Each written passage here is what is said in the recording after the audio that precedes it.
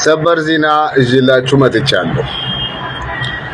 ዛሬና ትላንትና ወለጋ ላይ በታጠቀው በፋኖና በመንግስት ኃይሎች በተደራጀ በጥምር ጦር አማካኝነት 4000 የወለጋ ኦሮሞ ሲፈናቀል 400 የወለጋ ኦሮሞ ንጹሃን በግፍ ተጨፍጭፈዋል። ዳግማዊ ማይካድራም ተከስቷል። ማይካድራ ላይ እንደምታስታውሱት ትግራዋይን ከጨፈጨፉ በኋላ የተጨፈጨፈው ሬሳ የኛ ነው ብለው ብሔር ቀይረውለት አልቅሰውበት ነበር። ኢትዮጵያውያንንም አስለቅሰው ነበር። ዛሬ ኦሮሞን ጨፍጭፈው ነገ እኛ ተጨፈጭፍን ብለው ላለማልቀሳቸው ምንም ዋስትና የለም። ዛሬውኑ ጭን ላይ፣ ዳሌ ላይ፣ ታብታብ ላይ፣ ጊፍት ላይ የተወጠረው የኦሮሞ አክቲቪስት የተልከሰከሰው ቲክቶክ ላይ የኦሮሞ አክቲቪስት ነቅቶ ዛሬ በህዝቡ እየደረሰ ያለውን ግፍ አደባባይ ካላወጣ ቪዲዮዎችን፣ ፎቶዎችን በፌስቡክ፣ በትዊተር፣ በዩቲዩብ እንዲሁም በቲክቶክ እየለጠፈ ለህዝብ ማሳየት ካልጀመረ ነገ ኦሮሞ የሞተውን ኦሮሞ ቪዲዮና ፎቶ ይዘው ወጥተው ብሔር ቀይረውለት ያለቅሱበታል። ያኔ ለቅሶዬ ተቀማ ብለህ ብትል ጥፋቱ ያንተ ነው። የኦሮሞ አክቲቪስት ሆይ የምትቆርስልኝ እራት የለም፣ የምትቆርስልኝ ቁርስ የለም። ልክህን ልንገርህ፣ እውነቱን ልንገርህ። በዚች አንድ ዓመት ውስጥ ተልከስክሰሃል። የኦሮሞ አክቲቪስት ተልከስክሰሃል። ጭን ላይ፣ ዳሌ ሻብራል፣ ቂጥ ሻብራል፣ ታብታብ ጎዴ፣ አንበሳ ፊዲ፣ ጠያራ ፊዲ፣ ሰያራ ፊዲ እያልክ ትልከሰከሳለህ ቲክቶክ ላይ። ለህዝብ ግን ድምፅ አትሆንም። ቢኮዝ ለህዝብ ድምፅ ከሆንክበት ቲክቶኩ ይዘጋባል። ለህዝብ ድምፅ ከሆንክበት ዩቲዩብ ላይ ዩቲዩብ ይዘጋባል። ከህዝብ አይበልጥም ነበር እነግርሃለሁ።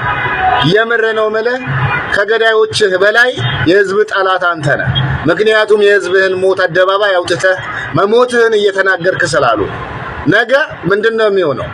የሞተ ኦሮሞ ሟች ተብሎ በሚዲያቸው ይራገባል። ገዳይ እንደ ሟች ይቆጠራል፣ ሟች እንደ ገዳይ ይቆጠራል። ታዲያ ወለጋ ኦሮሞ ንጹሃን አማሮችን ጨፈጨፈ ተብሎ ይነገራል። የተጨፈጨፈው ዛሬ ማን ነው? ኦሮሞ ነው። የጨፈጨፈው ማን ነው? የብልጽግና መንግስትና በአብይ አህመድ የሚመራው የብልጽግና መንግስትና በአየር በምድር ደግሞ የብልጽግና መንግስት ወታደርና ፋኖ የተባለ በሙሉ አቅሙ ኦሮሚያ ገብቶ ኦሮሞን እየጨፈጨፈ ነው። ከዳሌ ከቂንጥር ውጣ። ቴንሶ ቦርደ በርቱፍ ከንደለግደን ጩቡ ሃዳ ከንቦስስተን ሃዳ ከነጀስተን ሃዳ ጊተልቡ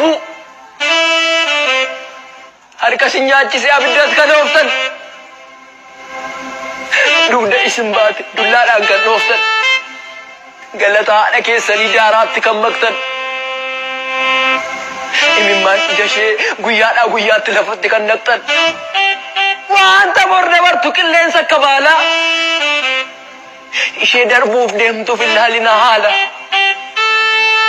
dhugaareef naaf gale dursee isinitti maa qoraatii of laalaa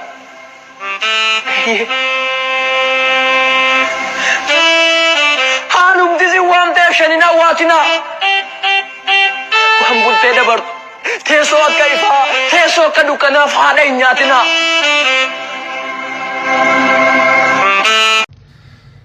assalamu alaikum hundinu calje artistonni oromollen cal hayyonni oromoda cal rogeyin oromoda cal warri mootummaa silaa tilis dhumaati ummata nageerra ummata keenya kanagayaa maqaa waraabsuma irratti deemaadhaa jirtu kana hundinuu ilaalee callisaadhaa jira. wanni kun deemee oromiyaa guutuu walgahuudhaaf ta'a. maqaa waraabsummaa oromoo balleessinaadhaan qotee bulaa oromoo daa'ima oromoodhaaf fixurraa mootummaan OPDO tun dandeessu waraana kana dhayxee dhoytee baasu yoon dandeenyoo dadhaban gattaa'anii furmaata siyaasaa laachuu maaliif dadhaban oromoo kaa sagaleetaa kaa dubbadhaa uummata keessaniif haqa kanaaf dubbadhaa.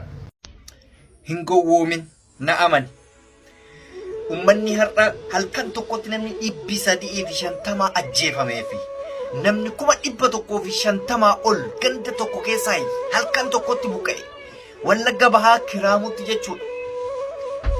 Amaara yookaan nafxanyaa sitti fakkaatin dhugaa sitti fakkaatin siyaasni qomaaridha. Kuni mootummaan akkaataa itti ummata Wallaggaa miidhuu fi woboo achi keessaa balleessuun waan dhabeef tooftaa kana fayyadamee gaafa tooftaa kana fayyadame woboo dhufeetiniin ummata kanarraa qolachuudhaaf jedhee naannoo sanitti argama.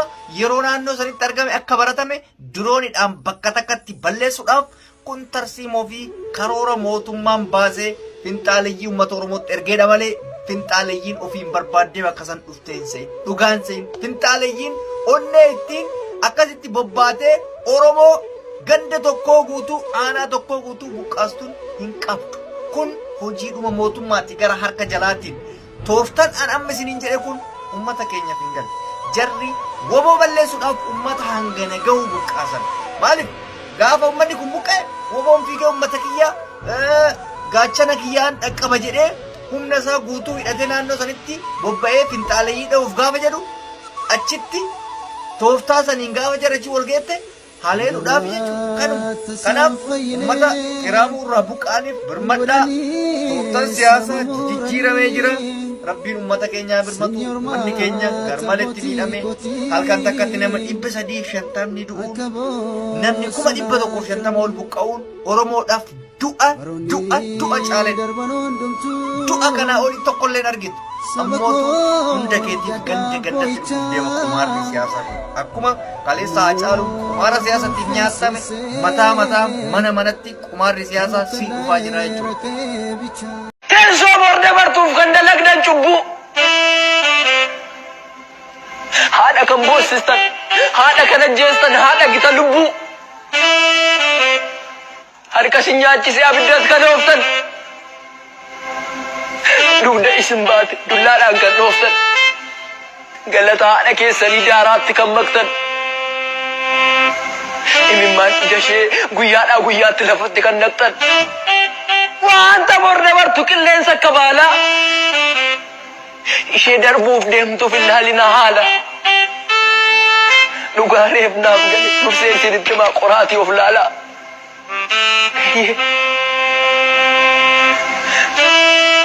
haanumti si waamteef shanin hawwaatinaa waan bultee dabartu teessoo akka ifaa teessoo akka dukkanaaf haadha hin nyaatinaa.